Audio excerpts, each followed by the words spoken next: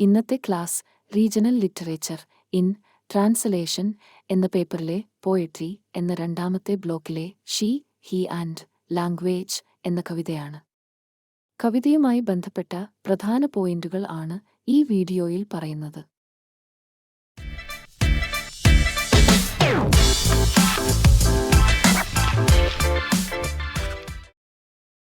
She, he and language.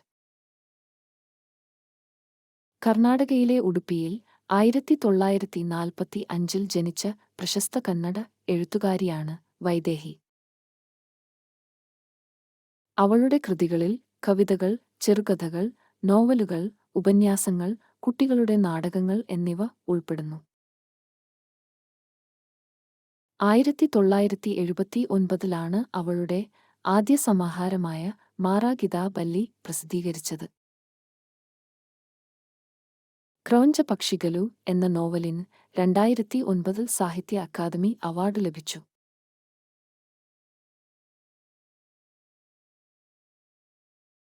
1999 പാരിജാത എന്ന കവിതാസമാഹാരത്തിൽ she, he and language എന്ന കവിത പ്രസിദ്ധീകരിച്ചു. 2009 ഡോക്ടർ രാമചന്ദ്ര ശർമ്മയും അഹല്യ ബല്ലാലും ചേർന്ന് ഇത് ഇംഗ്ലീഷിലേക്ക് വിവർത്തനം ചെയ്തു. ലിംഗഭേദം തമ്മിലുള്ള ആശയവിനിമയ വിടവും ഭാഷയുടെ ലിംഗസ്വഭാവവും കവിത അന്വേഷിക്കുന്നു. വിവാഹിതരായ ദമ്പതികൾ പരസ്പരം വാക്കുകൾ മനസ്സിലാക്കാൻ പാടുപെടുന്നതിനെയാണ് കവിത ചിത്രീകരിക്കുന്നത്. ഭാര്യ അവളുടെ വികാരങ്ങൾ പങ്കുവയ്ക്കുന്നു, പക്ഷേ ഭർത്താവ് കൂടുതൽ ആഴമില്ലാതെ പ്രതികരിക്കുന്നു. ഉദാഹരണത്തിന്, ഭാര്യ വിശപ്പിനെയും ദാഹത്തെയും കുറിച്ച് സംസാരിക്കുമ്പോൾ ഭർത്താവ് അവളുടെ വൈകാരിക അർത്ഥം കാണാതെ ഭക്ഷണം കഴിക്കാനും കുടിക്കാനും ഉപദേശിക്കുന്നു.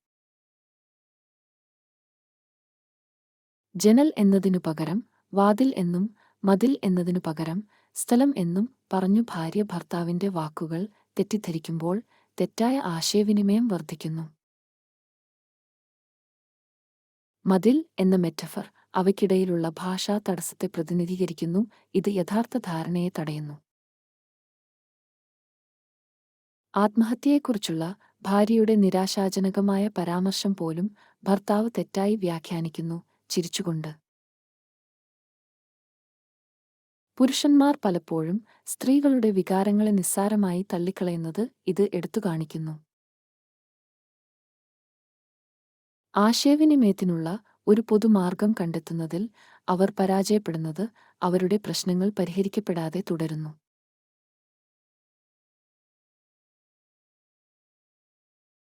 ലിംഗഭേദങ്ങൾക്കിടയിൽ ലാംഗ്വേജ് എങ്ങനെ വ്യത്യാസപ്പെട്ടിരിക്കുന്നുവെന്നും ഇത് എങ്ങനെ ബന്ധങ്ങളിൽ വൈകാരിക അകലം ഉണ്ടാക്കുന്നുവെന്നും കവിത ശ്രദ്ധ കേന്ദ്രീകരിക്കുന്നു. വ്യത്യസ്ത ജീവിതാനുഭവങ്ങൾ കാരണം പുരുഷന്മാരും സ്ത്രീകളും വാക്കുകൾ എങ്ങനെ വ്യത്യസ്ത രീതികളിൽ മനസ്സിലാക്കുന്നുവെന്ന് ഇത് കാണിക്കുന്നു.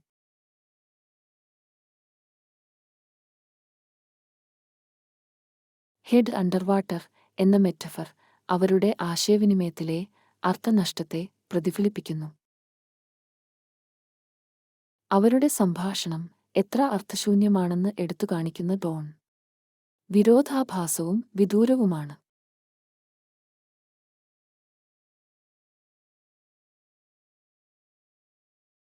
പുരുഷന്മാരും സ്ത്രീകളും തമ്മിലുള്ള ഭാഷയിലെ വ്യത്യാസങ്ങൾ എങ്ങനെ വൈകാരിക അകലം സൃഷ്ടിക്കുന്നു, പരസ്പരം മനസ്സിലാക്കുന്നത് ബുദ്ധിമുട്ടാക്കുന്നതെങ്ങനെയെന്ന് കാണിക്കാൻ വൈദേഹി ദമ്പതികളുടെ തെറ്റായ ആശയവിനിമയം ഉപയോഗിക്കുന്നു.